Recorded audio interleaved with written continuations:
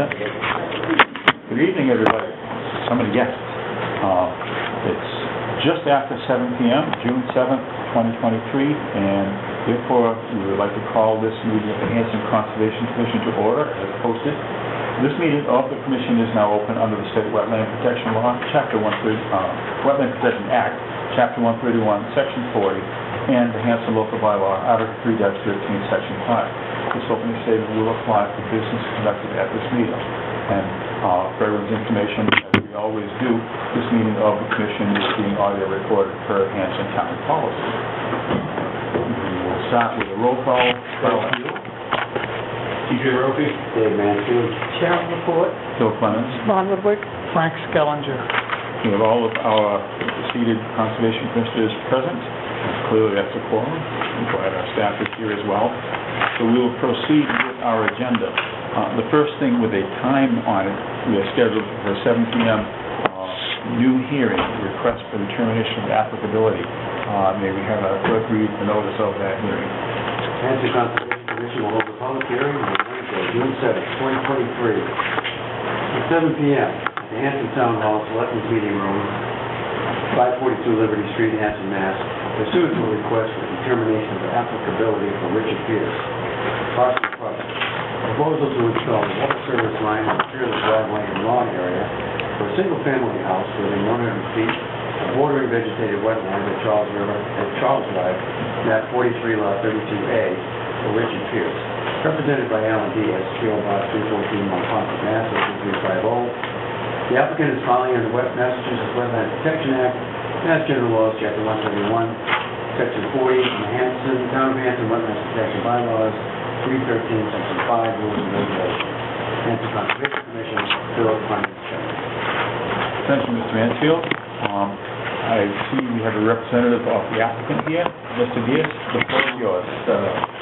My name is Alan Diaz. I'm representing Mr. Pierce for his water line. We have a situation where Mr. Pierce lives on Charles Drive, which is off of Main Street. He currently is serviced by Brockton Water for his water service, and we've had a multiple amount of breaks. I was in last fall, and we did repair one break. A few months later, there was another break. So Mr. Pierce's intention is to replace, and it's going to be about 800 feet of water service. It's going to connect into the Hanson water system versus the Brockton water system. There's a large amount of BVW that's out there. The current work that we're proposing is all going to be within the driveway area, which is all previously disturbed. The first approximately 500 feet of the driveways is BVW, and then the balance would be pretty much lawn area. All the work that we'll be doing is going to be adjacent to the existing water line, so we'd be putting all of our spoils, all the dirt, on the pavement. Anything that would be muddy, we'd remove off-site. We'd sand the new pipe coming in, and then backfill. In the event there's going to be any dewatering, I think the only area that we would actually be dewatering would be at Main Street. That area has been dug up quite a bit. That's the only area that's fairly deep.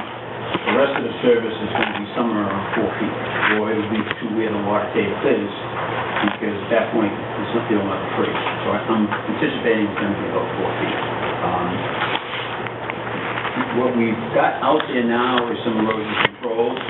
We'd be willing to put a few more in, although we didn't even get close when we did this other repair to getting anywhere near any of the spoils going beyond the driveway area. I did submit another little revised plan and some photographs today. That's the repair that I did last year. The driveway, it runs on the edge of the driveway, that new service, and we'll be fairly close to that. And then there's another plan that shows the sketch of where the existing water service is. There's 5 copies for it. Oh, okay. It's all the same. And that's it. And what we'd like to do is do it on a request for determination. I suspect that it's going to be only a couple of days to put the service in. At some point, he would have to resurface that whole driveway area, which would be done at a later point. Okay. I think we might as well state for the record, leave the, the wetland adjacent to the drive, to the applicant's property is part of what we call the Great Cedar Swamp, and it's right now part of the Burridge Pond Wildlife Management Area, and shall we say extensive, it's 2,000 acres. That is, your information is appreciated. I think before we chat here, I'll ask our agent if he has comments or any advice on this project as presented, as proposed. Well, as Mr. Diaz has said, all the work is going to be done inside the existing driveway, which is paved, so it's going to have to unpave a good part of it. The wetland that runs alongside the driveway, as you say, is part of the Division of Fish and Wildlife land, which probably won't be disturbed at all because he's gone down the driveway. Once he gets beyond the property of others, he'll be cutting in away from the driveway toward the house of Mr. Pierce. And I would recommend a -3 determination with conditions. We'll probably ask for some erosion control along at least part of the wetland area. Any questions or thoughts from commissioners on the project? Proposed. Any comments or questions from abutters who might be directly near or have been notified of this project in that neighborhood? Karen, you know about it? Yes, I am. I'll recuse myself from the So, for the record, Commissioner Laporte has recused herself from discussion or voting on this project, being Across the street from... neighbor, so to speak. Seems straightforward. Have there been any comments from or communications with the Department of Fish and Game at all? I did contact Jason Zimmerman. Yeah, he's the supervisor. Yeah, personally, we didn't expect to get the notice, but I did forward the notices to him, so that he's aware. He's familiar with the area. Yeah, he's very often in this part of his district, so. He was very familiar with the area. He knew of the driveway. It didn't appear to be any issues. What's a little unusual about this one is we've got all these easements running through there. Yeah. Well within the easement. One of those. Yeah, one of those. Well, as our agent has said, the work, and as you've described, the work appears to be intended for the area that's already a driveway. Even though it's long, it's been disturbed for as long as the driveway's been there, and it's going to be the last time it has to be disturbed, right? Putting in 800 feet of property. Any further questions or comments? Because I think it seems logical to adopt the view that Agent Dr. Skellinger has recommended a -3 determination with conditions in erosion control. Do I hear a motion to approve to issue a -3 determination with standard conditions, including erosion control? So we'll hear a second. Further discussion? Hearing none, we'll move to the vote. All in favor, please say aye. Aye. Opposed? Abstained? 401. We have so decided, and I believe this paperwork right here.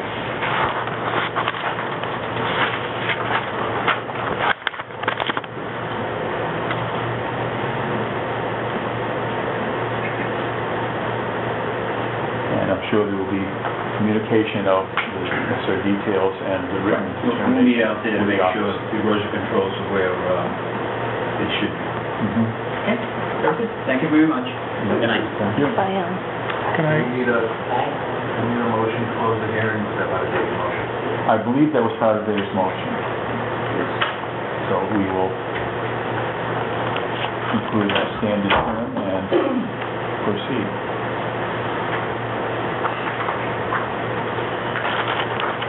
In a moment, we'll move ahead to our 7:15 appointment.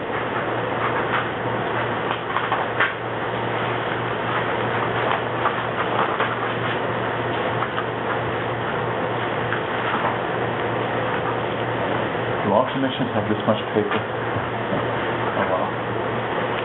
Helpful.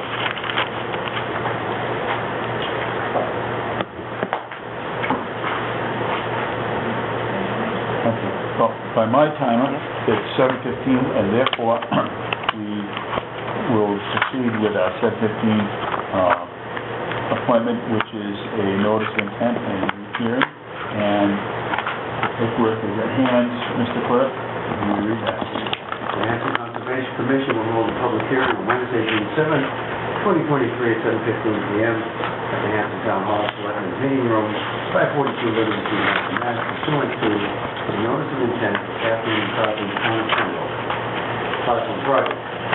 Proposal to continue an aquatic management program at Overland Pond located in Pembroke and Hanson to mitigate harmful algae blooms by reducing in-water phosphorus concentration.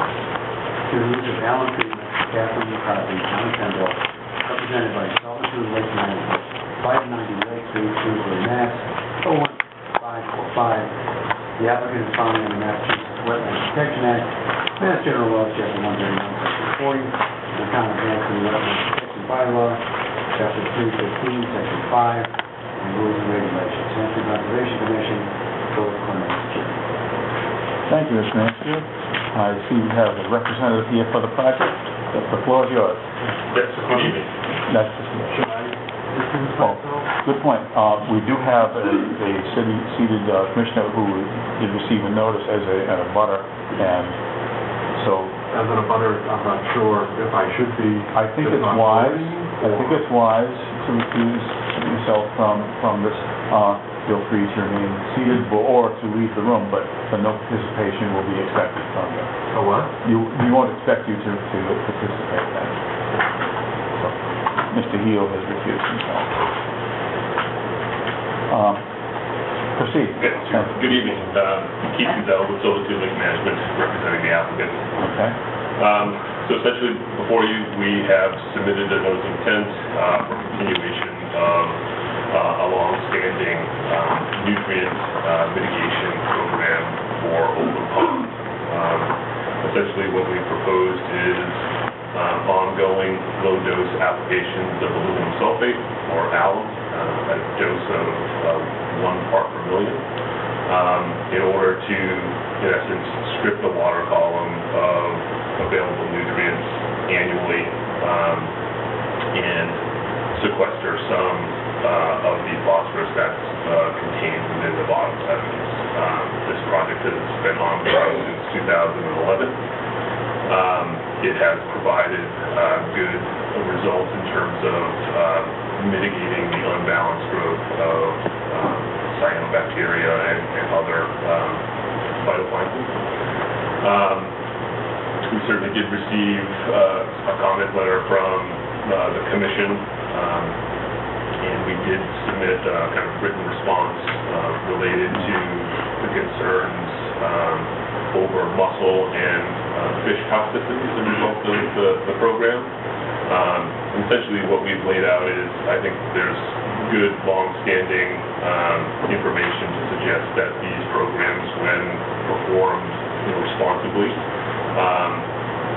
pose little risk to both those species. In fact, certainly the Monponset program has demonstrated that there has been little or no effect on kind of the standing threatened or endangered mussel species in the system. Again, this project has been ongoing for a decade now, and I think we have a long track record of conducting the treatment in a way that doesn't result in any fish mortality as a result of the program. In addition, related to the phosphorus and load. We did provide some information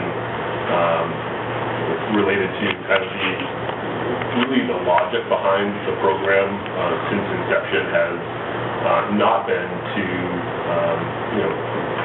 fully mitigate or inactivate phosphorus that's contained in the sediments, but really incrementally do that and then seasonally remove elevated phosphorus levels within the water column to provide seasonal level benefit. Because I think at the time of inception there was not full understanding to the external and internal load components to the system. I think we have learned more since the program has begun, but I think there are still some information gaps, which I think the town is committed to looking to close and investigate further. And so I think we feel that the program as proposed poses limited risk. Based on our conversations with Natural Heritage, we fully expect that they will require additional mussel monitoring to further understand kind of the population dynamics within Oldham Pond. But certainly our experiences in Monpont suggest that there have been no impacts. Really, I think Natural Heritage's primary concern with impacts to the mussels, not so much the adult mussels, but it has been related to the larval stage of the mussels, the melanures. And so I think, given the fact that there has been a significant term of monitoring in that project, which is what they really wanted, to basically understand whether we were interrupting kind of that reproductive recruitment of adult mussels. And I think the latest mussel monitoring certainly indicated that the population is still vigorous and actually continuing to expand. So I think certainly favorable results there. And I think given the fact that there is still external load to both of these systems, both Monpont and Oldham, that ongoing maintenance of internal phosphorus is probably necessary on some level. Given the low dose approach at Oldham Pond, obviously it's required annually in order to kind of prevent that algal growth that historically has plagued that system. With that, certainly address any questions. Sure. Well, I think we will have a little bit of discussion here, and we'll discuss it here, and then any comments from other people who are interested who are attending, that will be welcome as well. This is a very interesting pond, and Hanson is very well aware that something like 10% of it is in our town. And so we share both the concerns and desires for improvement, so to speak. I think just a few points of information, maybe some know, but our agent, Dr. Stellinger, actually has extensively personally studied Oldham Pond. His PhD dissertation was on nutrients in that pond and things that contribute to it. So we feel on the Hanson side of things exceptionally well served by his experience and knowledge. And myself, I have a couple of degrees in biology and used to teach biology down at Woods Hole, the Marine Biological Laboratory. So I feel aquatic things are both concerns of ours, but also we feel we have a little bit to bring to the table as far as the management discussion goes. So we hope that's all good. I think what we'll start by doing is having Dr. Stellinger just really in a thumbnail manner outline what his concerns were, and then to the extent that is possible, we'll address those. Sure. Frank, the floor is yours. I'm interested in the fact that you bring up Monpont Pond. When was the last time mussels were monitored in Monpont Pond? I want to say last year. I know that in Oldham Pond they haven't been looked at since 2013. Correct. So one of the things you don't know is what their status is in that lake. You're inferring their health from what you see in Ponce Pond. I'm not sure that's the best way to do it. And I'm interested in what you've heard from Division of Fish and Wildlife, because I haven't seen any response from them. Their only response is that they were still reviewing. That basically is the bulk. I mean, there was a verbal conversation with Ms. Deanne, indicating that she was not going to have her determination letter completed in time for the hearing, but she did make note that she will be requiring likely additional muzzle monitoring for the property. So there will be conditions set by Division of Fish and Wildlife. Yes. And so if the commission decides to approve the order of conditions, I would recommend that they make it contingent upon the approval of National Heritage people, and also to incorporate their conditions into our order Absolutely. as additional conditions. Yes. My main concern for these endangered species is that there's a lot about Oldham Pond that you don't know, because it hasn't been monitored since 2011. The only data point we have is one test from June of 2021, in which the report indicated the level of phosphorus in the lake was very low. So, and I understand the need to control the algae, and I understand the need to do it preemptively. But the reason you're doing it with low dose alum goes back to the 2009 order of conditions, where the National Heritage, the Division of Fish and Wildlife people said you have to use a low dose because of the endangered species. So you've done this now for every year for over a decade, and you just keep putting more and more aluminum on the bottom of the lake. That can't be good in the long run. Well, I guess in the scheme of things, the approach is really no, I mean, given the fact that it's done incrementally, but the approach is no different than what was conducted at Hanson. Obviously, it was done in fewer applications to achieve that sediment inactivation dose, which I believe was about 50 grams per square meter of aluminum. And so, by just a back of the napkin calculation, at about 1 part per million of aluminum annually has resulted in about 20 grams per square meter dose on the bottom sediment. So, again, to your point, we need to understand what that phosphorus fractionation in the sediment is, both iron-bound and organic, to understand what that aerial dose should be for full inactivation of the bottom sediment. But I think to the point that you also raised in your letter, that there is still some unknown related to the external load of phosphorus. And I think even at the time of inception of the program, we didn't know all of those pieces of information. And so therefore it was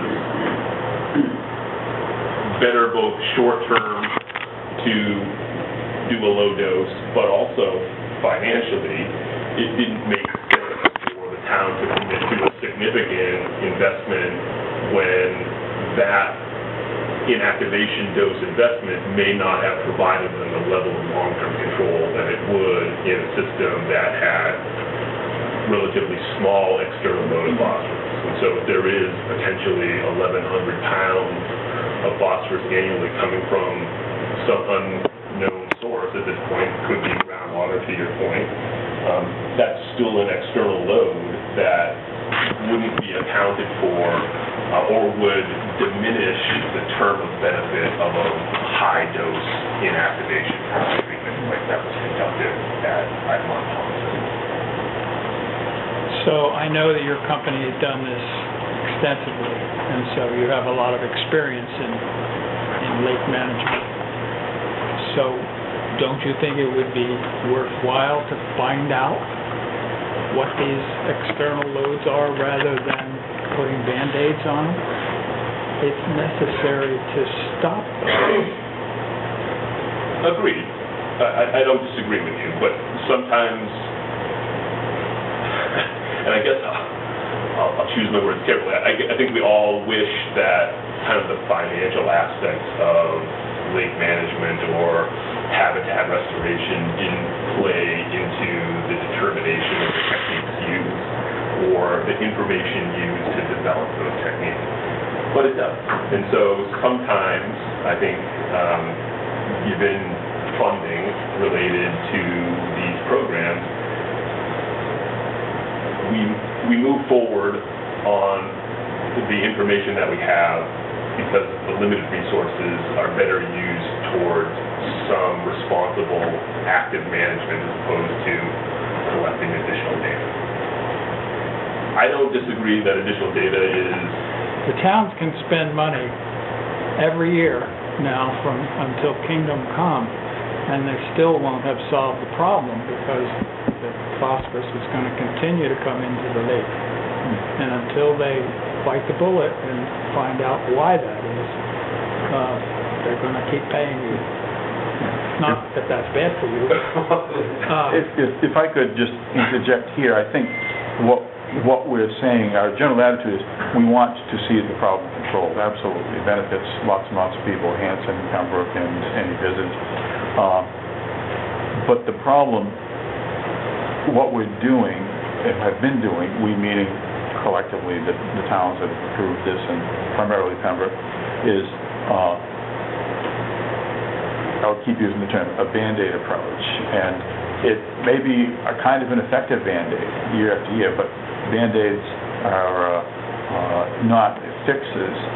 I think that there's a need for a responsibility to get more information driven to a great extent by whatever the Natural Heritage Program or the Endangered Species Program of Mass Wildlife says and requires and what those rules are. And also, it'll be very helpful in the long run for everyone just to have real data, current data from Oldham Pond. It's not the same as Mont Ponce Pond. It might only be 5 or 6 miles apart, but they're different ponds, different watersheds, and I don't think you can do more than optimistically hope that they behave the same. I think that's not the same as having actual data. So I think what we're looking at is a need to keep the algae under control, keep the cyanobacteria, used to call it blue-green algae, now it's cyanobacteria, keep that under control, but really catch up on some of the fundamental science of what's going on in the pond. What is going on with the phosphorus and the aluminum, and what will the long-term things be? If we do this for another 10 years or 20 years or 50 years, what could be, what might be some of the implications of that? We'd like to see acceptable conditions maintained now, but also do that with a little more data than what we have now, and to dig into what is the fundamental problem. It's getting data costs money, unless you have a lot of volunteers doing work with acceptable protocols, etc. Not quite sure the answer to that, but we use the word restoration, but we're really just kind of keep the lid on. We're not actually restoring natural conditions. And I'm not going to quibble about the semantics. That's just a philosophical thing. But we just want to make sure we're using good science both in the short term and in the long term. This is not the only pond or lake with long-term concerns about phosphorus and nitrogen. But it's such a popular one, and such a heavily populated part of the state. I think it has a chance to be an example of how to do things right. And we just, as a commission here in Hanson, we want to be committed to doing things as right as possible, as much as possible. Doesn't mean perfect, because perfect costs a lot of money and probably costs more than anyone has. But we do want to see information gaps filled in. We've talked about sort of back of the napkin thing, so I'd like to see the front of the napkin get used. Well, I think, as we said in our letter, I think the town is committed to exploring those study recommendations provided in the DEI. Right, and we're very pleased to see that. That's exactly, I think, the right stance to take. I think Hanson itself has, completely separate from the Oldham Pond cyanobacteria control, has made a commitment to better understanding all of its ponds. Because we have 3 ponds entirely within Hanson. There's one right out here, there's Indian Head Pond, there's McQuon Pond, and then we have pieces of Oldham Pond and a piece of Mud Pond. So, we have, honestly, in Hanson, only started to scratch the surface of how to get that understanding. You may recall, and I have to recall who all was involved, but we spent a couple of years studying this pond out here with a company called Solitude, and it was helpful, but it's just the beginning. Because this pond isn't used for swimming, we haven't done the Allen here or anything like that.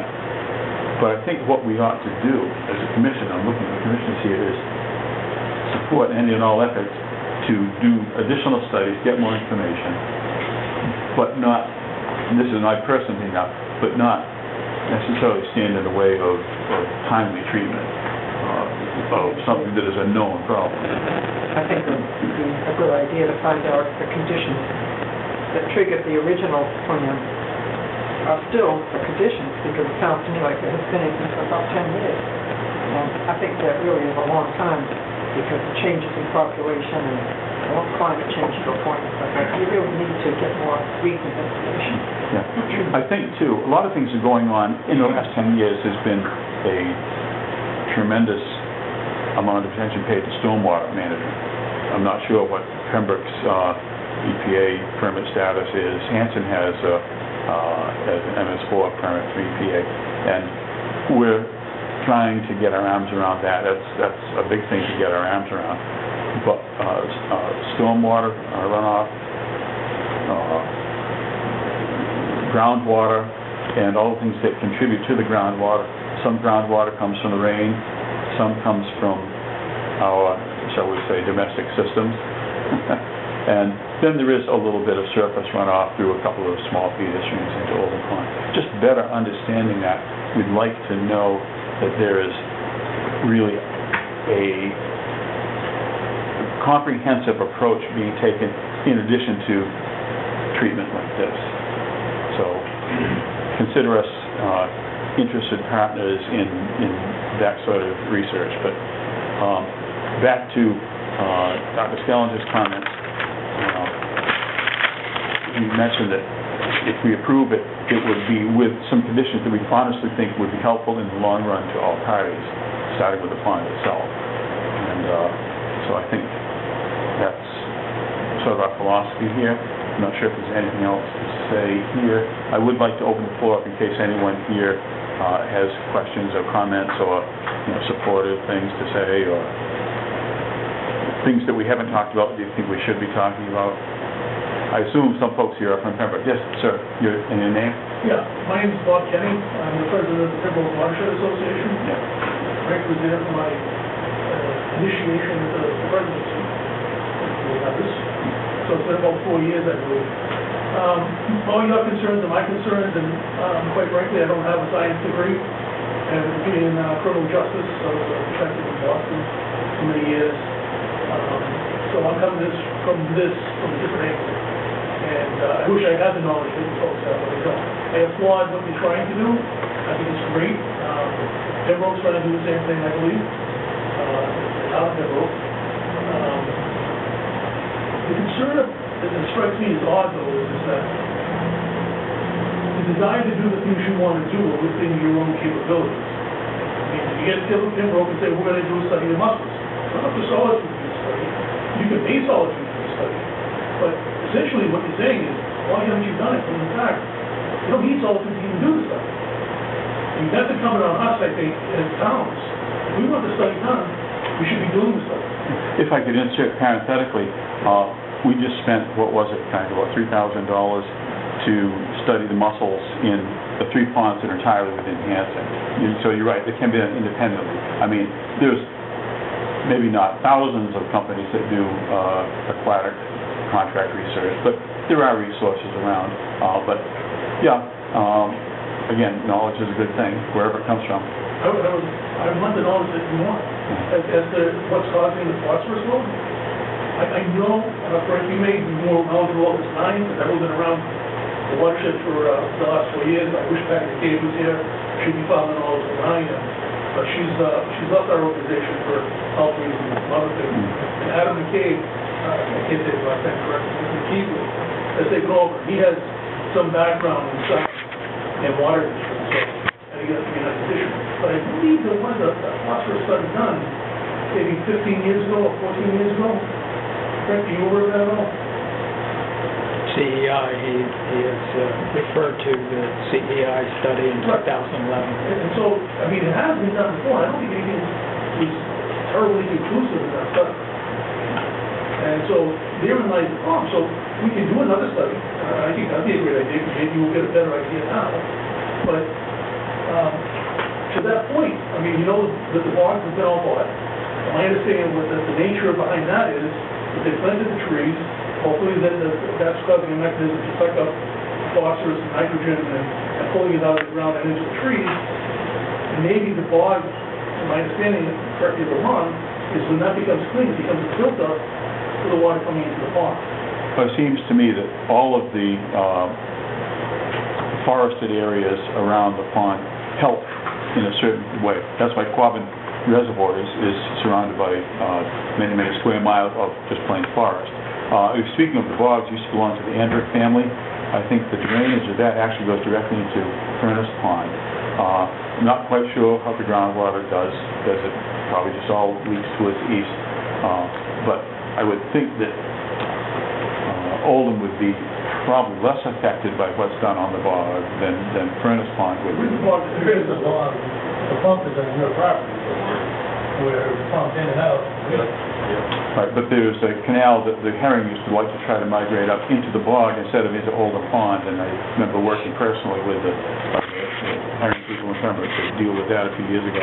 In fact, I've been to a couple of Pembroke watershed meetings. I wish I could go to more, but there are a lot of things that we sort of somewhat know. I'm not prepared to and wouldn't. It's not my position to dictate everything that should be done and where the money would come from, but we want to support whatever the most important and useful things are, certainly to comply with the Natural Heritage and Endangered Species Act things, but there's, I think, more to be done than just this control, and I think it's going to be an ongoing conversation. Right, absolutely. That's great if it can be done. Yeah. I think what we're going to find probably is some of the nutrient load is probably coming from not build septic, so maybe even septic that's working correctly. One would think, yes. But the problem there is who has the stomach for putting in a sewer system that's going to take it all away. And I would love that idea, but I'm in favor of it, but I don't think either the Hanson or Pembroke want to fund that project. But Yeah. that's an aside. That's not what I'm going to. I think our position tonight is we simply want those topics to be put on the table, people to be aware of them, as opposed to sort of turning a blind eye. I'm not saying you are, but the general public, including our political leaders and budget developers, they need to be aware these facts exist. And we just want the facts to be good, solid ones, and that's what we're talking about. Last week I spoke with a representative of the Mass Fisheries. As far as the fish are concerned, I was told that there was no real concern with alum application and toxicity. as long as it's done correctly, monitoring the pH level and supplied in a way that's, formulated correctly, there should be no issue with toxicity to the fish. Yeah, the Southeast District Fisheries guy, Steve Hurley, was it he that you spoke with, or? I didn't ask him if I could use his name, but I would gladly, after the meeting, tell you privately what I said. But also, the Division of Marine Fisheries is interested too. It's interesting, we have anadromous fish, we all know Pembroke is famous for the herring run. So there's about all the things that are sort of, the concerns cover basically every topic you can think of.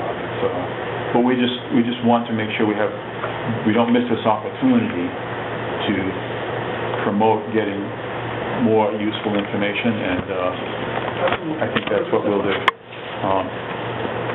Any other comments from you? Yes, ma'am. I wasn't finished if I could finish. I'm sorry? I wasn't finished if I could finish. Oh, I'm sorry, I didn't mean to cut you off. No, that's all right. As to the data collection, we're the folks that are doing the data collection from the corporation of PWA. I understand where the confusion comes in. It looks like we missed a number of years. We didn't miss a year except for 2020. 2020 was the year COVID. What happened is we had thought about changing our website and then realized that we're a bunch of dinosaurs and we really don't have the technology or the knowledge to really do it correctly. So we ended up falling back on the old website. So what ended up happening during those interim periods is that information did not get updated to the website. But all of it is current. I mean, we have all of it. I spoke to Adam just this morning, and he promised me that he would get you a thumb drive no later than June 26th with all the data we have. That would be great, because whatever format it's in and continues to be added to, just having access to that helps everyone, so that's good. So it's not missing, we haven't stopped, we're going to continue doing it. It's one of the principal things that we do to the testing.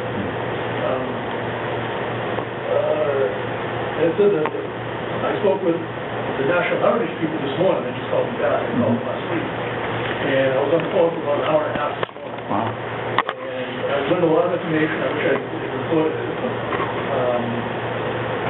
One of the things we talked about was the eastern farm mussel, the water, Several species, yeah. mussel, tidewater, tuck mussel. That is no longer being regulated, that's not on the list. The only thing that they're watching now is the eastern farm mussel. To that end, if you went into the land in front of my house where the water comes up, you can't walk without stepping on a mussel. Now, my problem is, I've tried, I can't tell the difference between an eastern farm mussel and a common mussel. What I can say is that there's a thriving environment for mussels in general in that pond. To the point that we probably should try to slow it down. Incredible how many ponds there are in that.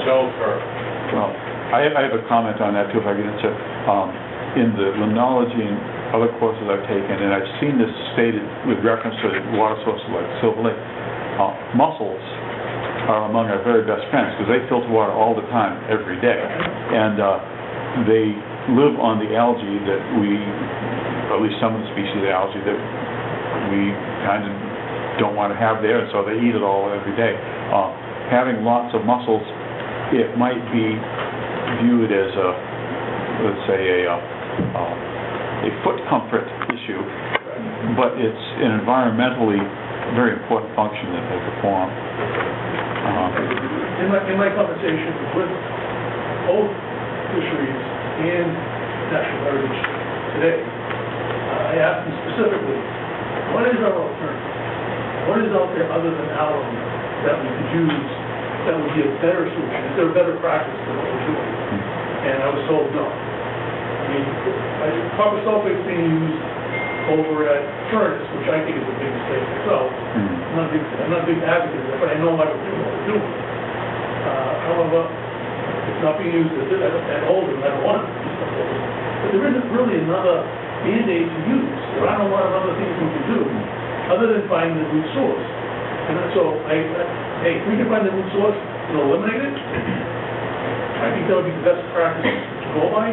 But until then, I think we've got to keep the Band-Aid on so that we can enjoy it. And frankly, for myself, I mean, I live on the farm. I I've been there since 2017, and I have seen a marked, I mean a marked improvement from the first year I was there. First year I was there, July, it was muggy, there was all this green stuff floating through the water, these big sheets of green. It was horrible. And that was by July. They did the treatment, it kind of went away. Then it came back in August, but not as bad.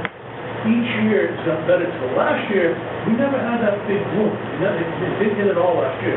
So each year it's got incrementally better. Now that's anecdotal, obviously it's not scientific. Sure. But it's what I can see with my own eyes and what I can feel when I'm in the water. And so, we're doing the right thing, it's just we need to do more right. And I agree with everything you said, and I support you, and I hope we find the source. Other comments? This young lady first. That was kind of the comments I was gonna make. Here are a lot of mussels in the pond. I live on the Hanson side Sure. of Oldham Pond, and it's beautiful. When we first got there was a lot of algae. It was pretty gross. I was scooping it out with a... I have this thing about keeping my area clean, and I was scooping the algae in a net. But you gotta get rid of it, you know, and it's way better now. Over the last few years, it's way better. There's still an algae problem, but nothing like it was. So my question to you is, are you saying you don't want to fund it, or you want to fund it, but you want more information as well? We think that this application that's before us now presents an opportunity to discuss what the real root causes of the problem are, as well as the things you can do to fix it, both in the short term and the long term. And there are agencies at the state level, maybe even the federal level, that care a lot about the same problem. What we need to not do on the local level is fall into the trap of thinking that this treatment is the only thing that needs to be done. And of course, why wouldn't we do it? There's many other things that we really should all be thinking in the long term and supporting the understanding of science that can inform us.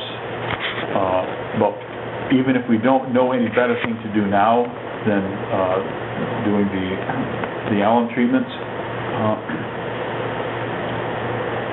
I'm an optimist, and I think that someday there will be a better way to do things. But again, I personally don't want to stand in the way of the treatment. That's my own personal opinion. We haven't taken any votes or anything yet. But this is an opportunity we don't get very often, which is to have a public discussion of the fact that there's other things to do besides treat with alum. There's more knowledge that we need, and we need to be part of getting that knowledge and moving towards other solutions. Who knows, maybe someday for regions with a lot of excellent surface water resources, maybe there could be some federal grant money that would help pay for water treatment systems. I don't know, a wastewater treatment system. Dreaming a little bit. Other people maybe with comments. You, ma'am. Yes. Hi, I'm Amy Corn. I'm one of the staff directors at Hanson, so we are predominantly on the pond. And I just wanted to I can't speak to any of the science, unfortunately, can't participate in that part of the conversation, but we are here to sort of share the value in that pond and what it provides to our camp community, what has been provided to our camp community since 1935. Yes.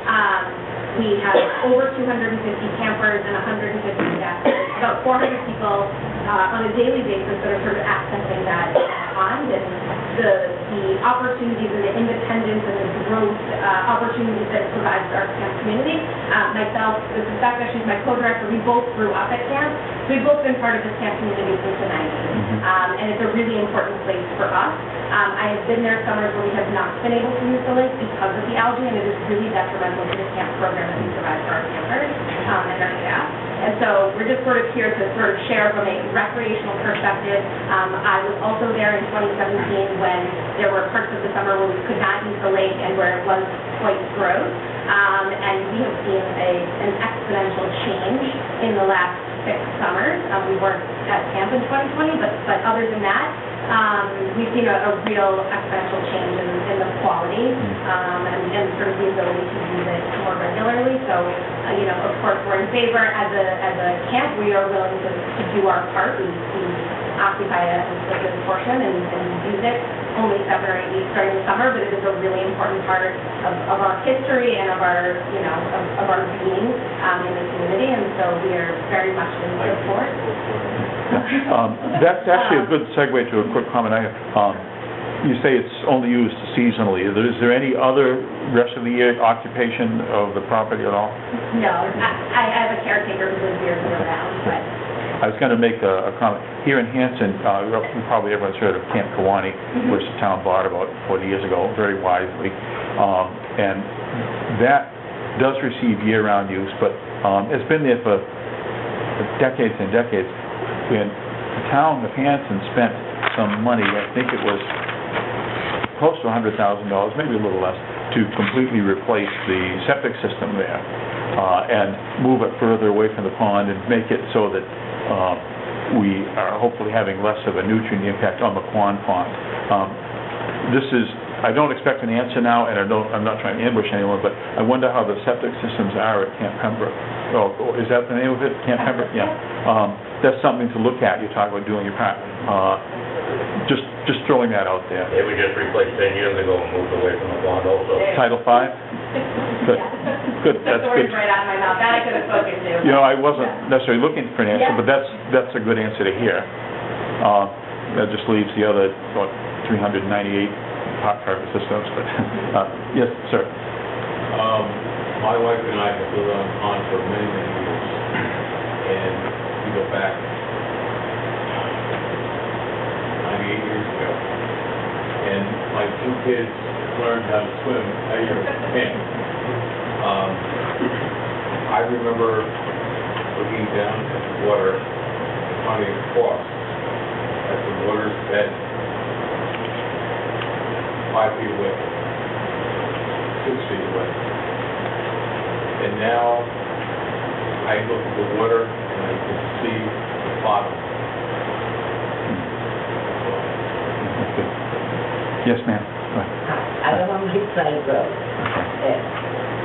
Bill, you were down 6 of you, right? He lives next door to me.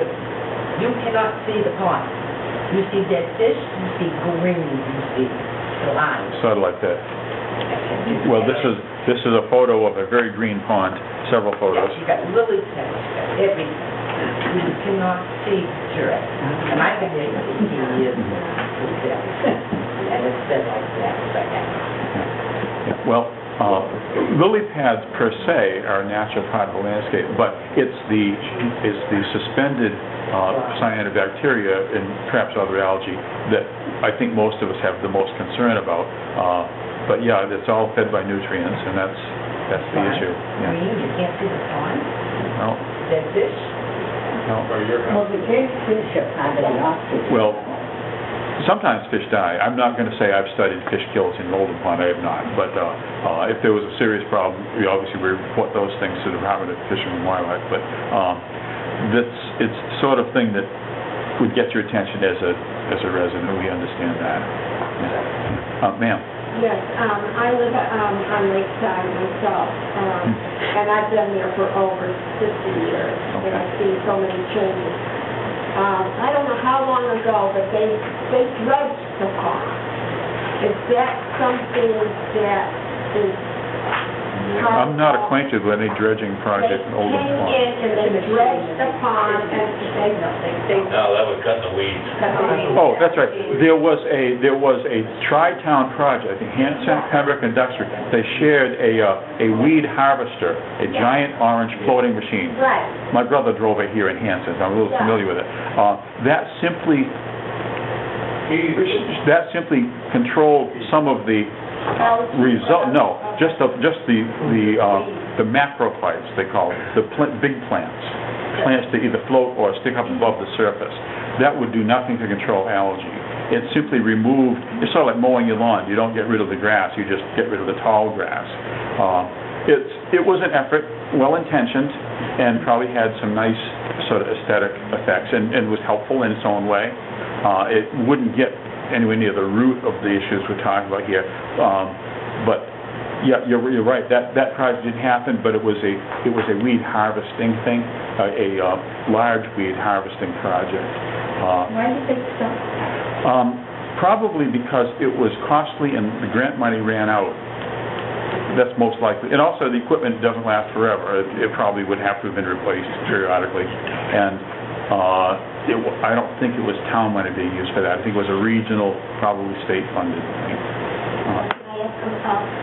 I looked on the map of the area, and the South Coast watershed is part of Oldham Pond. Or vice versa, Oldham Pond is part of the South Coast watershed. Oldham, yes, well, okay. Is there funding through South Coast watershed? There is no funding. The Watersheds Initiative has sort of morphed into individual watershed associations. I used to go to the South Coast Watershed team meetings in Norwell every month, and they haven't been happening for like the last 10 years. Well, why? It's programs like that are sponsored by the state Department of Environmental and Energy and Environmental Affairs, and I think they simply stopped sponsoring it. You'd have to ask them why. I thought it was a great thing, because people would get together from all the regional towns and talk about exactly this sort of thing. This is what we need because of our environment changing now, No. and to get state funding and things like that, that would be, I remember. It may be that as Pembroke and Hanson and other towns come to grips with things like water quality here, maybe that initiative or something like it will come back. Feel free to contact any local legislator or other person of influence you can think of, but I thought that was a good program. Yes. The Central Plymouth Water Commission actually does have some sort of jurisdiction over this area, and there are representatives from Pembroke, Hanson. Yeah, there's a few from Hanson. Right, so, I mean, there is a commission there, but they deal mostly with Silver Lake. They deal mostly with drinking water supply as opposed to just plain water quality in this lake or that pond or whatever. Now, the two are related. They are related and they're interested because I've gone to the meeting. Yes. And it's open for them also. Well, But they don't have any money to do it, so. we have a little piece of all that in front of us tonight, which I hope we'll act on, but this is good, so thank you. Yes, I ma'am. just have one other comment. People have commented about not being able to see the bottom of the lake, but it's your responsibility to get out there and clean the lake in front of your area. If you come to my house and look, you can see the sand, you can walk out, there's a lot of muscle, I must say, but I'm in there raking the lake from May until September, October. And you do that. And like I said, I go out there and I scoop even the algae out, which is kind of gross, but, you really have to get in there and kind of break it. That's all I can say. Otherwise, it just turns to muck and sticks are in there because the branches fall in and... Well, I would say this. There is a line which is perhaps different places, different people between... we can't expect the pond to resemble a swimming pool, Right. which is filtered and chlorinated and everything else. And we also don't want to... We prefer that it not resemble a... mud hole, let's say. Those swamps and wetlands and things, they're good things. They do good things. And sticks are good sometimes because they're part of the environment and there's a lot of life that happens on and around sticks. But we're talking primarily about the cyanobacteria here tonight. And this is not going to be and never could be a seminar on limnology. So I don't pretend to have it be that. So if it sounds bad, I'm sorry. So I would propose that we restrict any further questions to comments that relate to the treatment of the pond and then move to the issue at hand. Good point. Mr. Mansfield makes a good point. I wanted to, I think we have expressed our sympathy to the many, many ways that concerns manifest themselves, but we do have a proposal before us that we need to act on.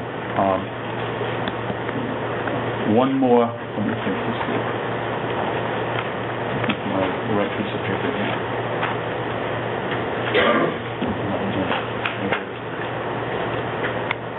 Yeah, this hearing, this notice of intent as, to continue the aquatic management program as managed by Solitude and, others. That's the question. They did them on all at once. Okay,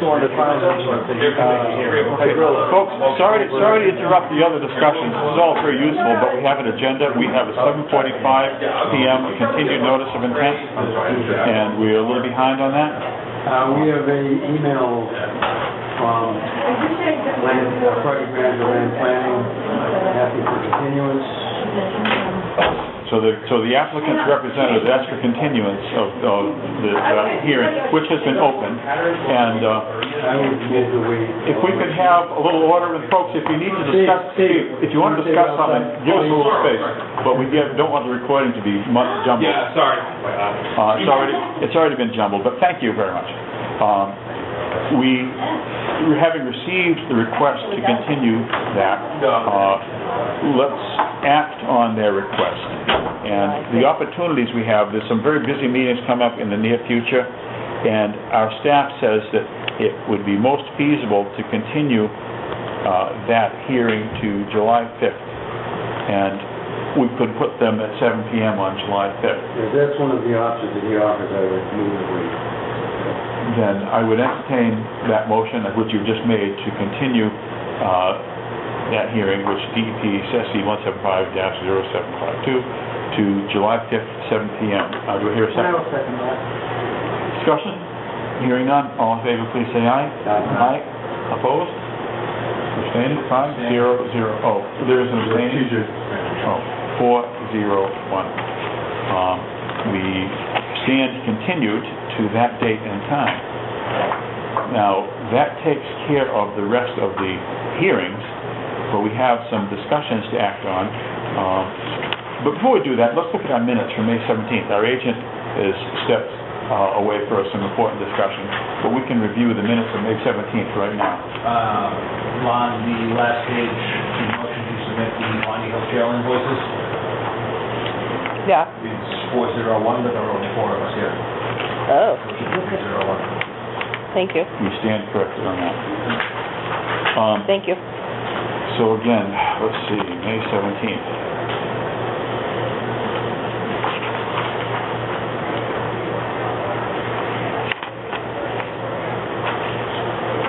Any thoughts, comments, corrections, or motions on the corrected meetings of May 17th? Minutes of meeting, May 17th. I make a motion to accept as corrected. Motion been made to accept as corrected. Second. Further discussion? Hearing none, all in favor, please say aye. Aye. Opposed? Abstaining? We stand approved.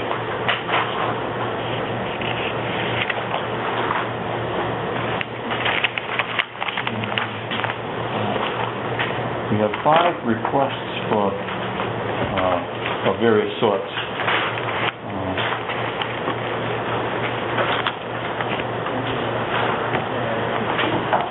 you want something on the invoices? I think we should move to approval of invoices while we're waiting for our agent to return, because he has comments on those requests. And so I think we will now review the invoices of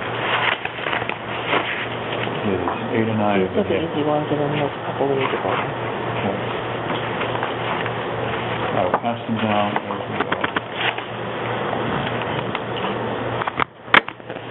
Just the top page of each one, Ron? Yep, you'll have to do one now. I've never been to a concept that like mine. Yeah, we should have a top page now.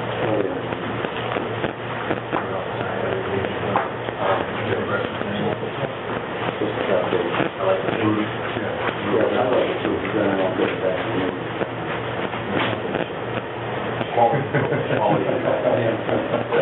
The food, no cover.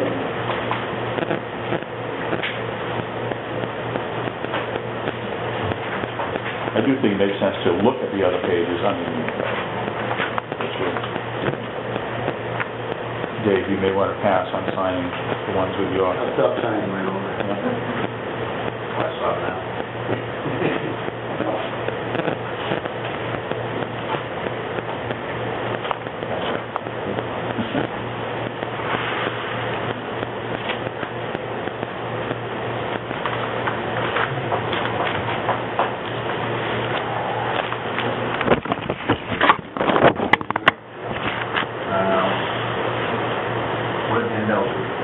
They placed $300 worth of boulders on Street Quad.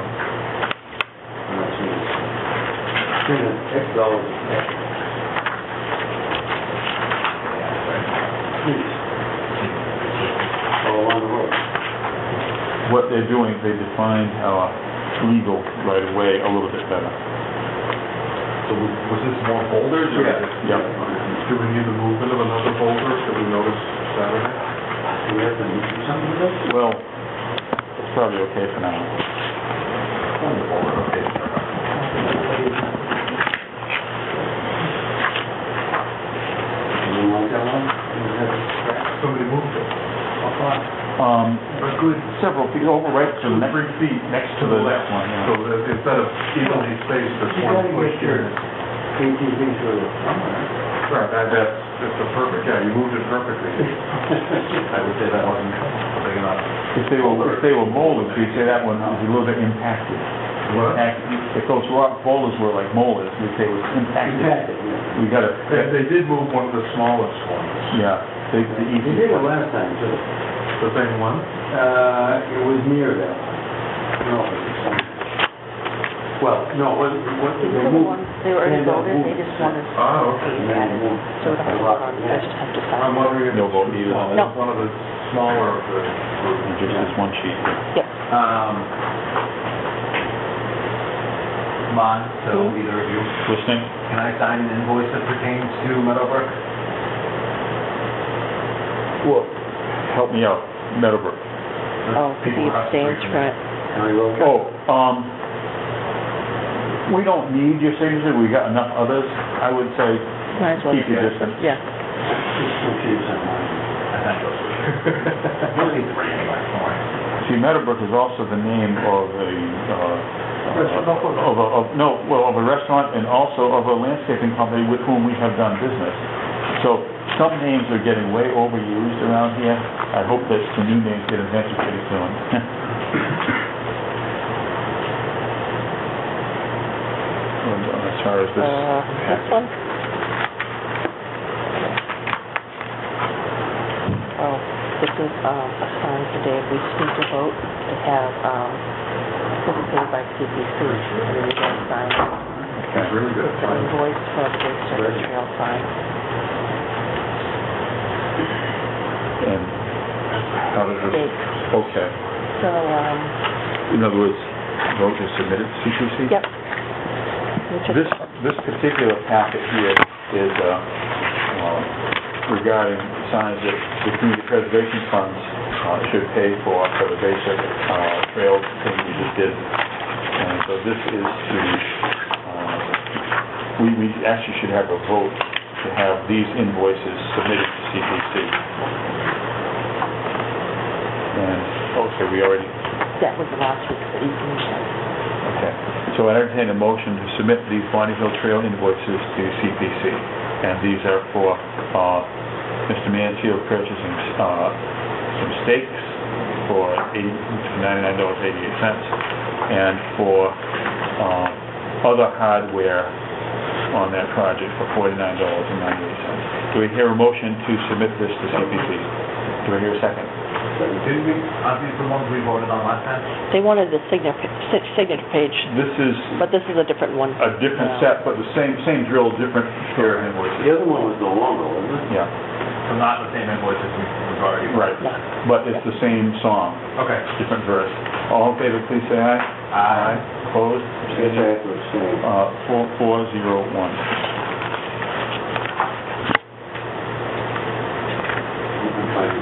Different rate with elements, so you'd have to get an application for your credit card.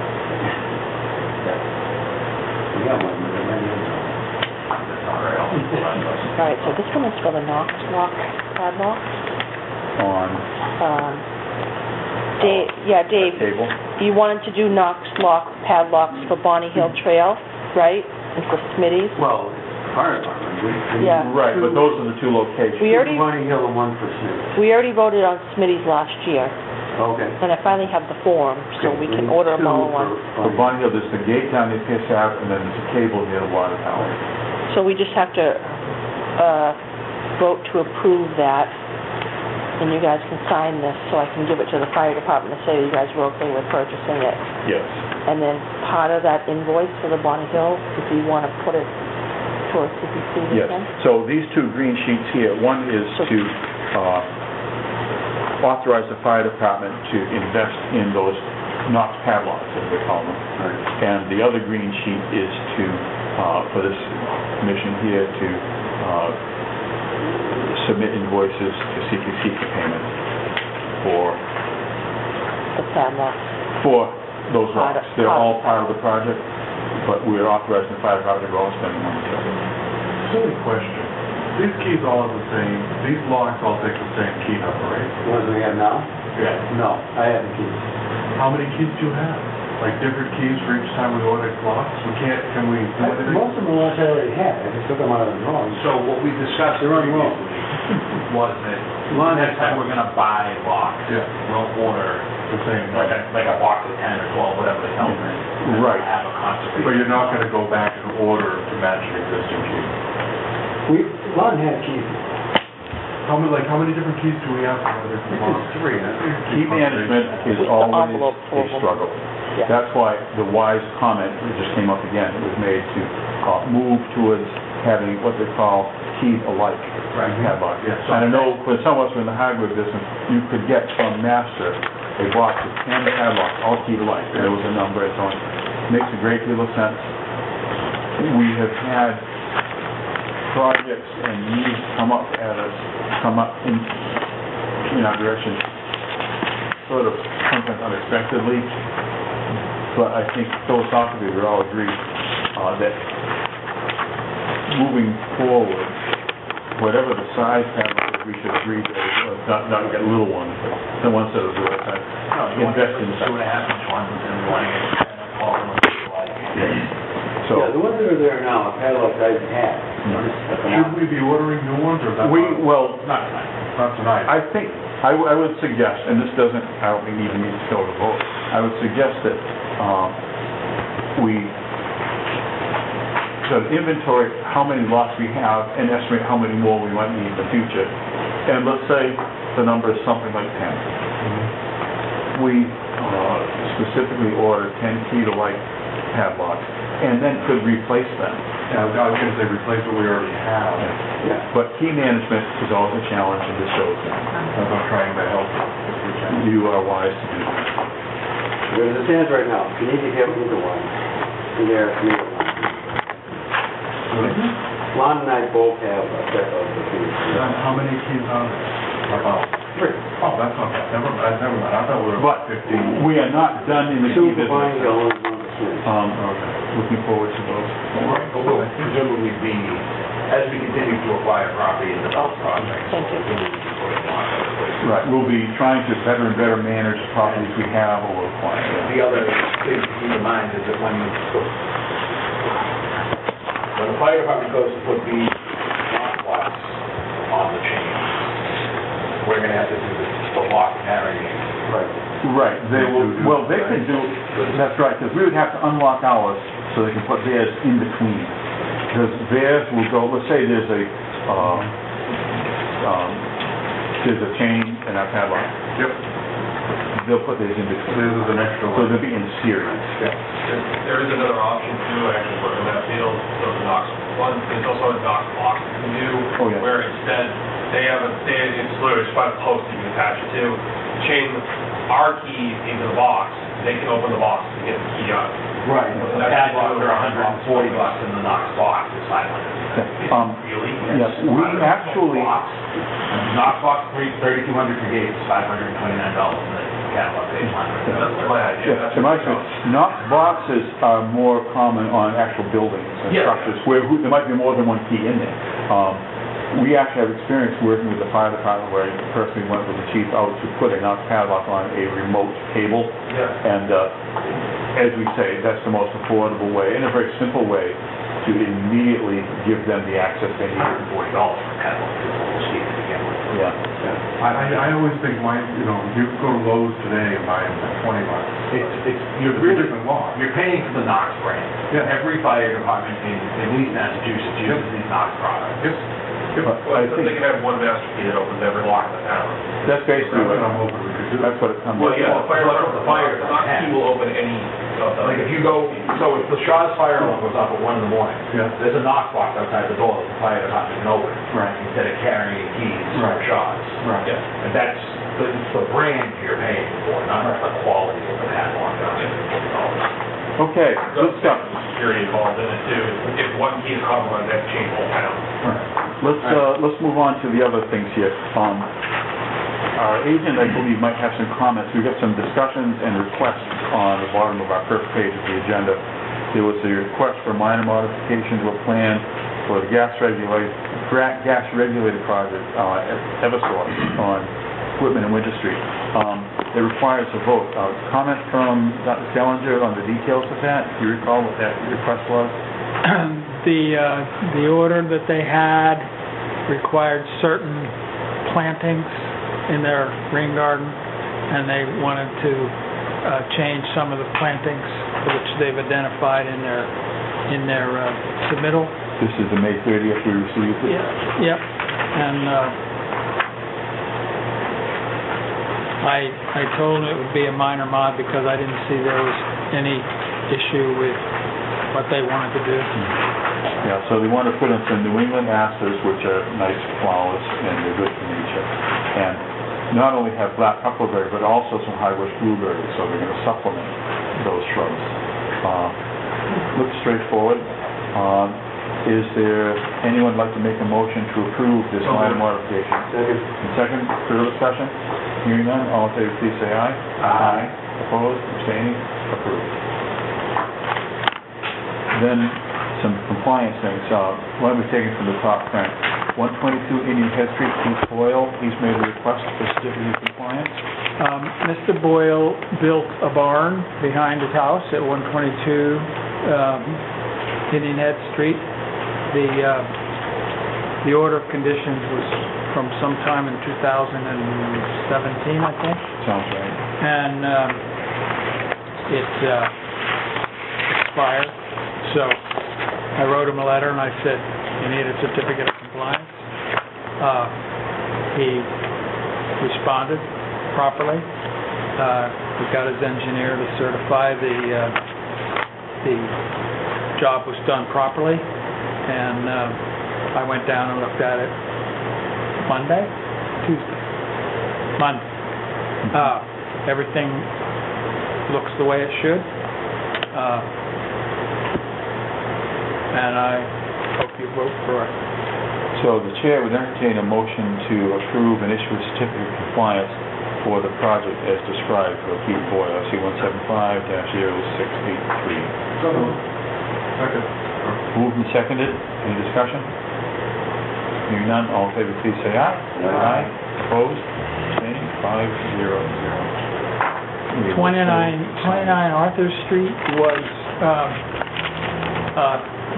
tear down and rebuild of a house at the end of Arthur Street, which is right off of Pleasant Street, just over the tracks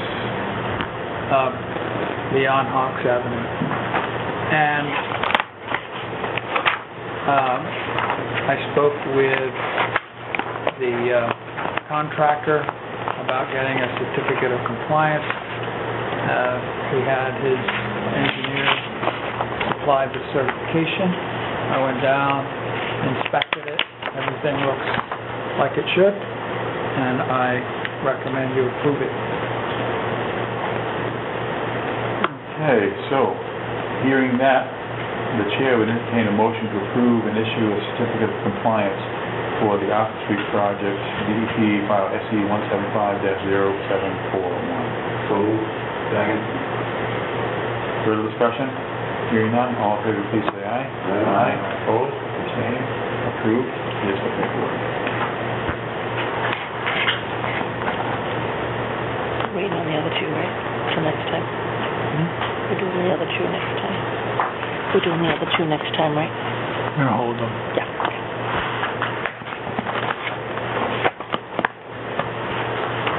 Next item on the request is 510 West Washington Street. details on that, please? Dr. 510 West Washington Street is another old order of conditions which has expired, and it was to build a house and a septic system. Subsequently, there was an RDA after the fact, RDA to put in a pool. So I spoke with the owner about getting a certificate of compliance to close out the order.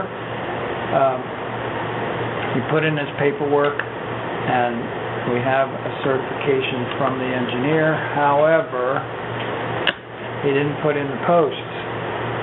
So Not done. he's not done, so we're gonna hold this one. Pardon me. So we're holding this for him to put in the post. I'm supposed to meet with him in 2 weeks because he's not available to go over what he needs to do. So we won't be looking for this until July. So accordingly, the chair will not be looking for a motion on this. We will simply allow it to proceed as the agent describes and act later. Finally, The next one is 777 Whitman Street, which is a house around the corner from the bar there. I never can remember the name of that bar. Set back in the woods.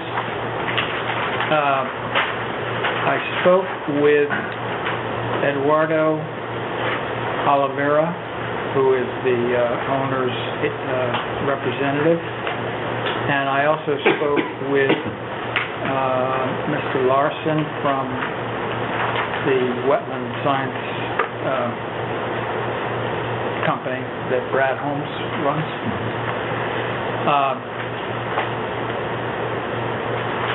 They have given us a completion letter. However, I went down and looked at that one. There are no posts. So I've spoken to Mr. Larson about the posts, and he's going to get with Mr. Oliveira and get that taken care of.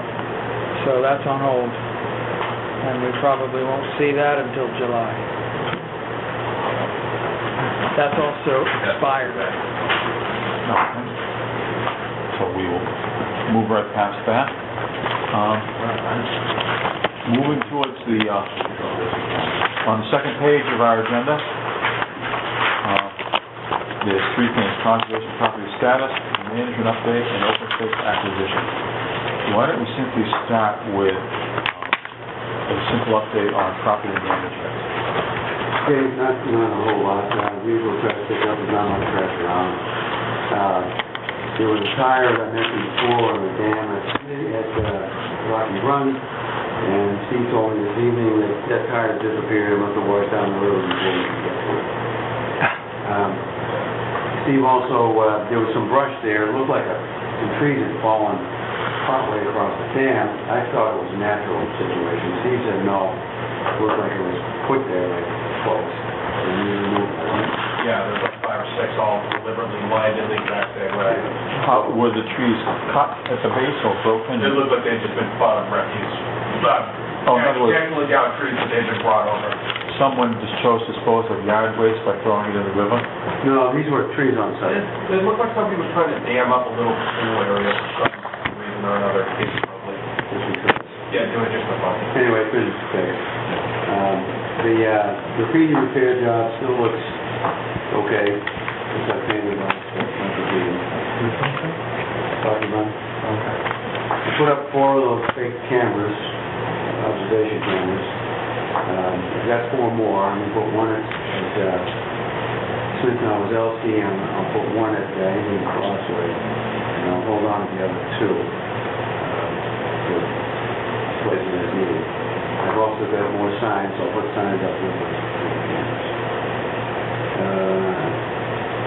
I do have to mention that, I mentioned this to Phil earlier, I think the other day, the trail at Smith and Owlselsky, the Highland side, the old cart path between the walls is fine, but originally it was a loop trail, and if you go down the end of that and then you loop to the lowlands, that's pretty well it's nearly impassable due to abuse by overhanging or whatever's been in there. They actually used to go in there with pickups. Probably.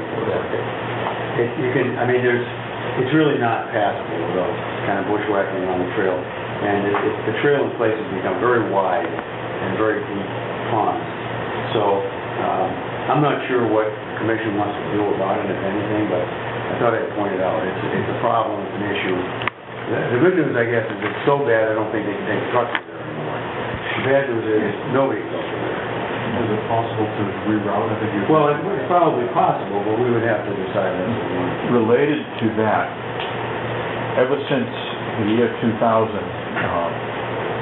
and even a little bit before, the Bay Circuit Trail has come directly through there by means of a bridge across Cool Meadow Brook, starting on the west side. Well, it's all in East Bridgewater, but the west shore is East Bridgewater Water Department property, and then there's a boardwalk and a bridge and a long boardwalk across the wetland, and it ends just as it gets to the Hanson town line. It's all in East Bridgewater.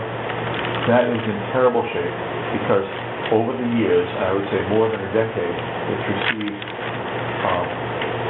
tremendous abuse, including fires, and part of the boardwalk was torn down and used to make fires by vandals in the East Bridgewater area.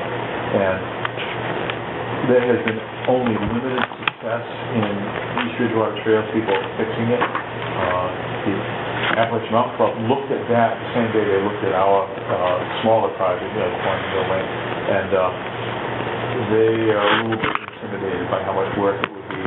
And the question, I think, probably should be considered, at least by us, whether the Bay Circuit Trail should be rerouted so as to not need the bridge.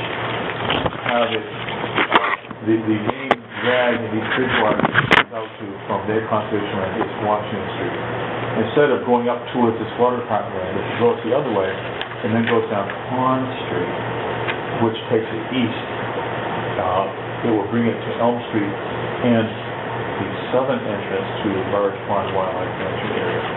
Requires no bridges, would not be subject to any vandalism, and it would allow us to manage the trails within Smith-Alzowski any way we see fit. That would no longer be part of the Bay Circuit Trail. We could have nice trail loops, use areas not mangled by past off-road pickup trucks and stuff like that. But it would take the pressure off of us to maintain the Smith-Alzowski trails as part of the Bay Circuit. That's painful to say because it's a wonderful, it's kind of like one of the jewels of the Bay Circuit Trail, but it doesn't need to be. That bridge is kind of a liability, and I've been trying for 10 or 15 years to get the East Bridgewater people to rise up and effectively repair it. I don't know if it's going to happen. So what that does is when we're talking about maintaining trails on Smith-Alzowski, it simplifies our discussion.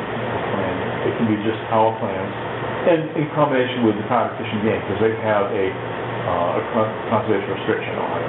And in fact, they're going to be inspecting it sometime in the next few months. They always do once a year. I wasn't able to quite follow your path while you were saying it. Is if we do the movement that you're talking about on the trail, is the conservation land that we're talking about in this area, is that still, could that be a spur?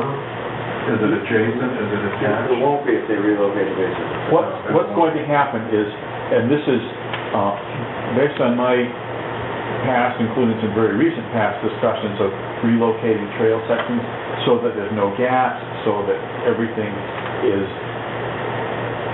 it will work better for the trail hiking public or biking public. The closest it would come to Smith-Alzowski is you go across the street from Smith-Alzowski through the Green Gate, which is an access area. Yeah. You walk down there past the bogs, the first, and maybe you're all familiar with this, and a little ways in, there is a, I'll call it a car park, comes up from the right. Okay. That's where the trail would enter, would come up to our area. And then it would join our Indian Crossway. The Indian Crossway would still be part of it. That's entirely within Hanson. what this actually would do is put about a mile more of the base surface trail into Burridge Pond, which I think would be a delight for people on the trail. They would see, they wouldn't see any more roads than they already see, but they would see, instead of just 1 mile, they'd see 2 miles of Burridge Pond. I was concerned when you were saying if they were going to be going onto the road, but it doesn't change it. PJ has a thought. And can we unilaterally relocate the Bay Circuit Trail in another town? What we can do is have a consensus here to recommend and urge that. Others would do it. The town of Halifax doesn't manage that property. The state of Massachusetts manages that property. But we're talking about rerouting the piece of the trail within East Bridgewater. They also would be part of this urging.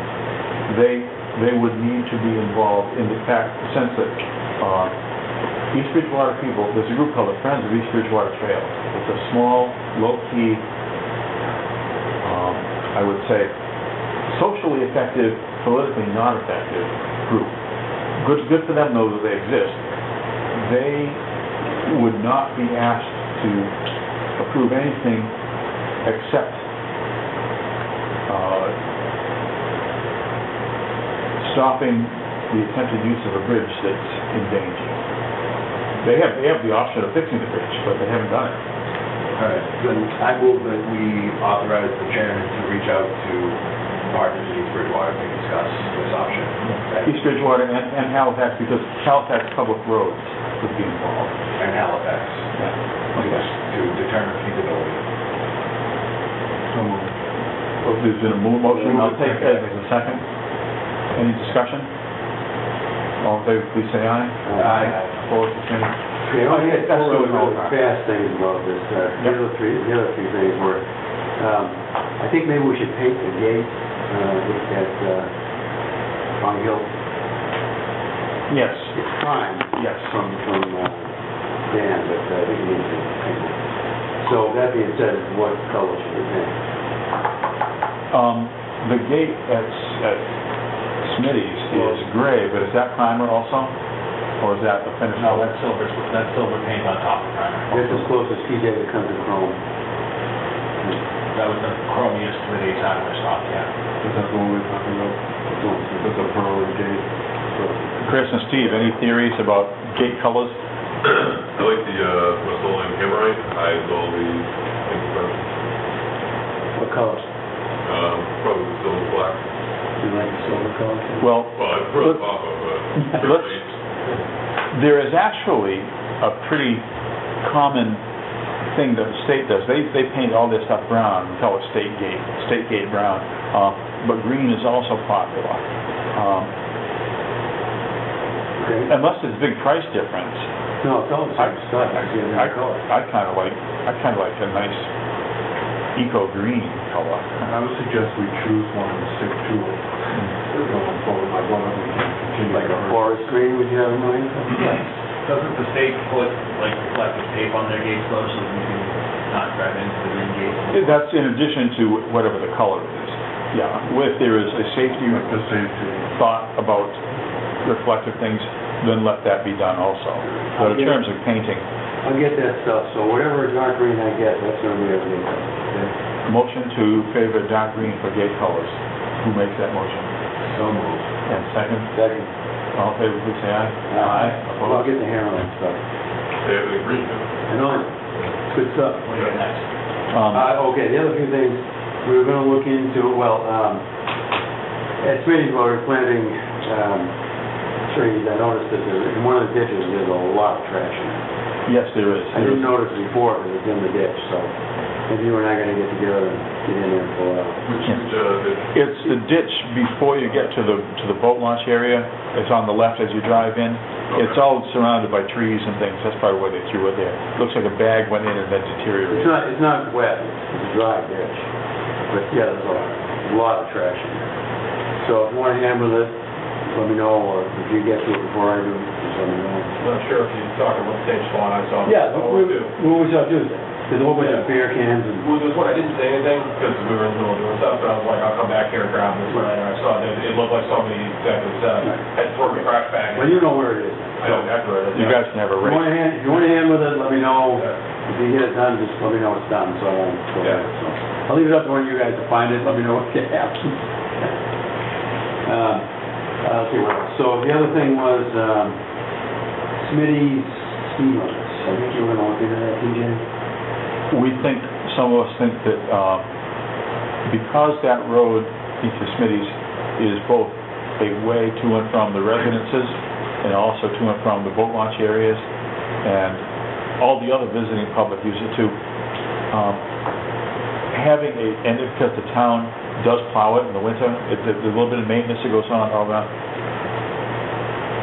Speeding is a bad thing, and I kind of like the idea of a sign that says, speed limit Well, followed. we already talked to the last meeting, yeah, I'm just looking to kind of move it forward. I thought someone was gonna reach out to Highway and you would put the bank in. Okay. So, Is that to see if they would install it, or? To see if they had a sign. Okay. We were looking for surplus signs. well, plus what they were gonna do. Then we affirm that idea, thank I you. think we voted on it. At the big signs. Speed limit signs, right? Is it speed limit signs we're looking into? Yes, that's me. So, okay, so at least, I just wanted to bring that up. Good point, we're gonna follow up on it. The only project I have in mind right now, and I'm thinking of waiting until the fall, to clear that. Do a memo. Yeah, do a memo. Not yet. Okay, you and the staff can talk about that. Yep.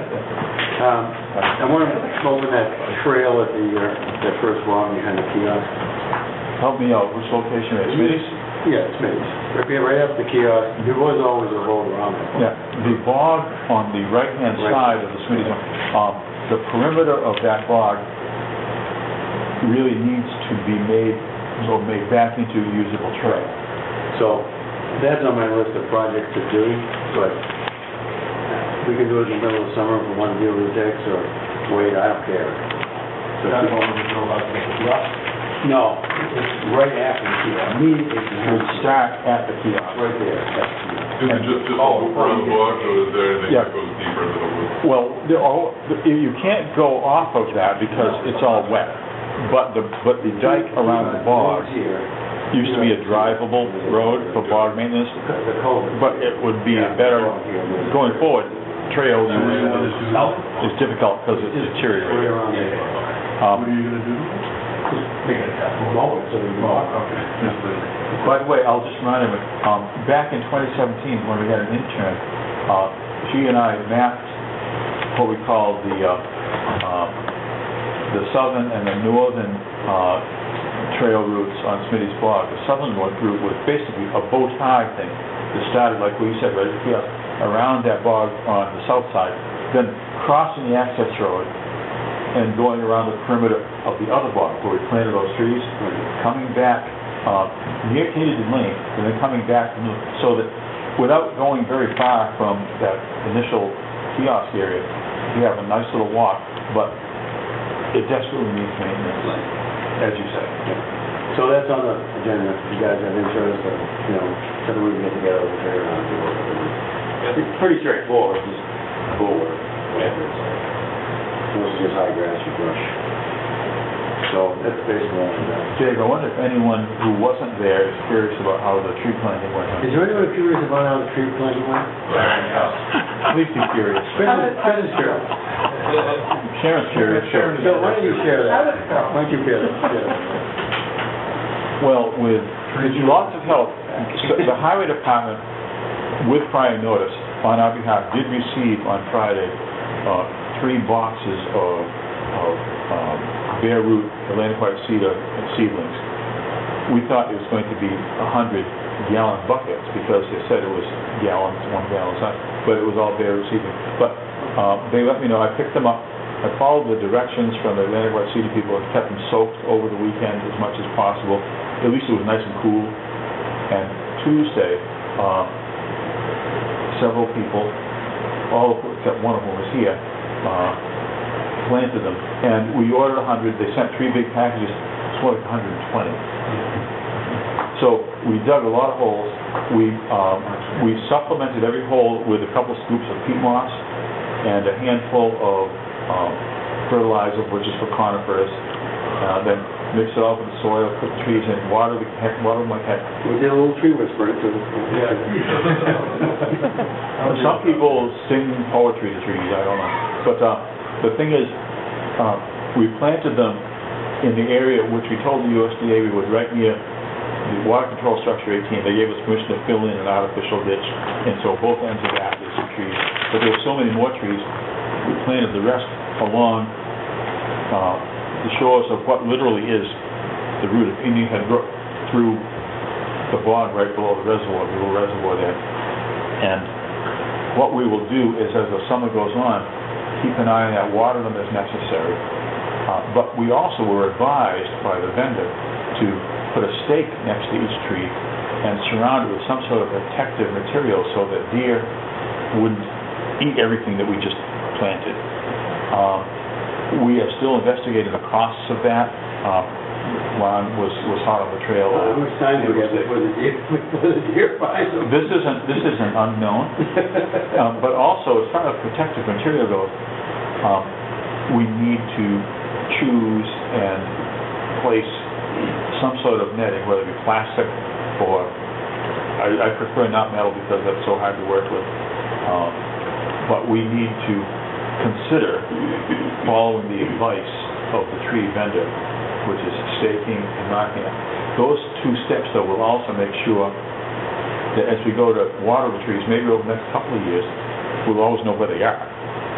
Because there's other vegetation in the area, and it would be good to follow those steps if we can.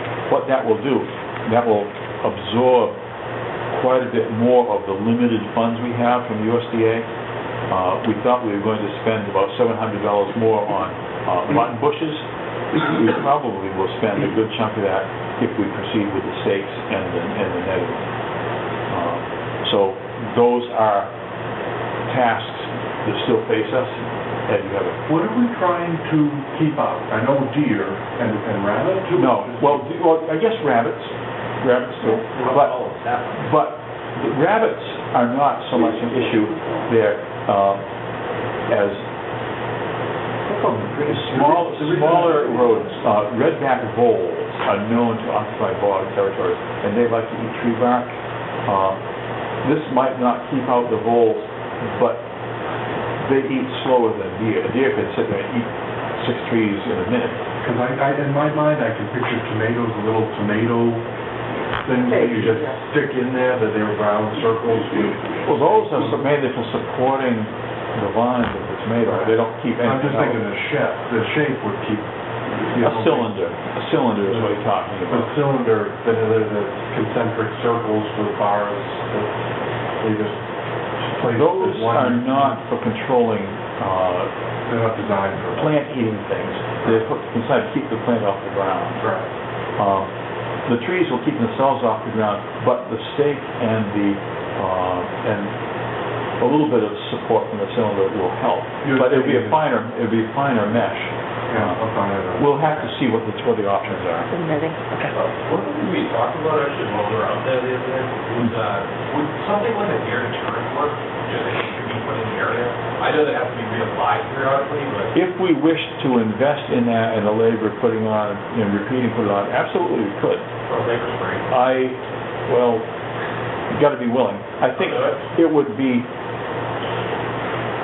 that would accomplish perhaps some of our goal, or at least help to accomplish, but the goal of helping to keep the trees upright, because as the vendor said, the stake is something you could literally tie the tree to a little bit, because they tend to be floppy. How long until they get to the point where they need to support them? Because right now, they're little tiny guys, they should not need it until they get at least a couple of feet up.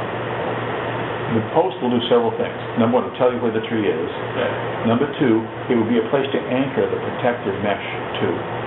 You could staple it or cable tie it to that post. And thirdly, as the tree gets taller, it would tend to keep it vertical by confining it in that cylinder. I think that's less of a concern. I've seen a lot of cedar trees growing down in Plymouth at the Eel River project, and that is such a good place to go. But they planted 17,000 cedar trees back about 15 years ago, and now some of them are almost as tall as the ceiling here, and they're doing great. Well, we could put the stakes in cheaply, and then if Steve's willing, spray the deer deterrent. Absolutely. And But save also on in terms of speed too, I mean, the deer thing, I can literally go by at Home Depot and it's trying to take me an hour, but no, I have to go swear. We need, just not to be nudgy about it, I wonder what that costs. I wonder how much you need to spray 120 trees. I don't imagine a lot. I have to assume it's fairly cheap stuff. But it could be good investment. Yeah.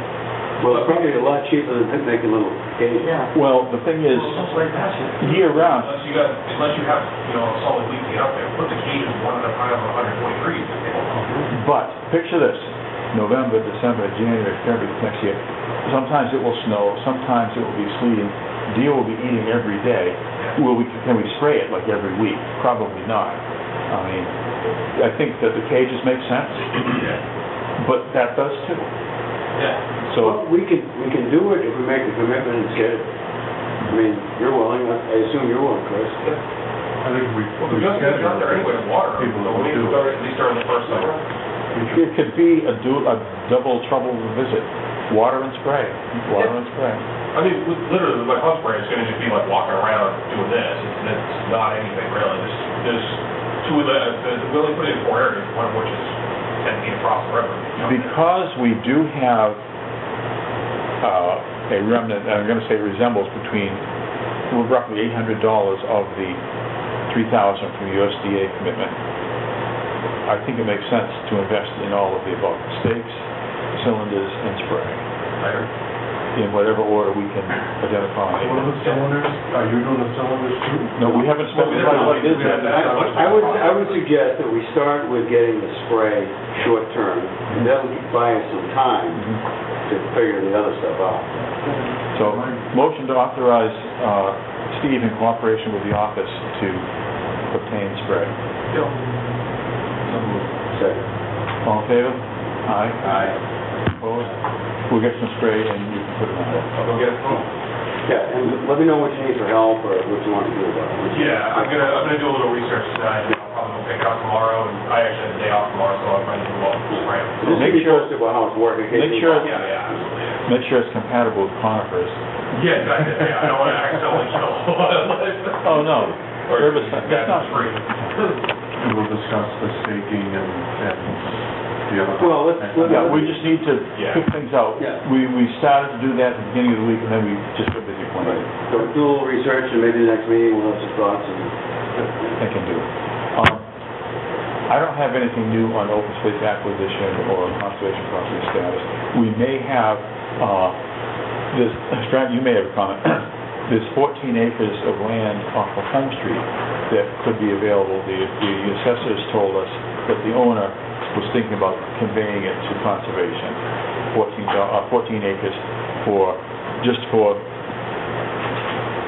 if there was some rollback money involved, because apparently it's Chapter 65 land, 61D land rather. We haven't looked at that cost. It could be like $7,000 or $8,000, and we could apply for CPC money. If that's the case, then at one of our next meetings, we may have a draft of a CPC fund application. Where is it off Holmes? It's close to the county road end. As you go up Home Street towards High Street, there's one place where there's several houses, and then there's a wet area, and there's a couple more houses, and then we got a little bit of front. That wet area, I think, might be what we're talking about, or part of it. That's what Stafford was trying to develop. No, Sappos is up near Phillips Street. This is down near Home Street. Do you remember the Colac family? It's basically the first house. If you turn off of Washington into Holmes, it'll be the first house you see. There's a driveway that goes back to another house. Behind that, I think. But then there's the next actual house on the road. We're in communication with the assessor about where the exact lines are, but 14 acres that would go right down to Brett Brook, That's Brook right there. And abut our big piece that's there. So we make our 115 acres into something like 124 acres. Wouldn't be bad to have. So, that's all I have for acquisition. Anything else besides adjourning? Staff, anyone else? So at 8:59 PM, I entertain a motion to adjourn. So moved. All in favor? Aye. 8:59 is adjourned.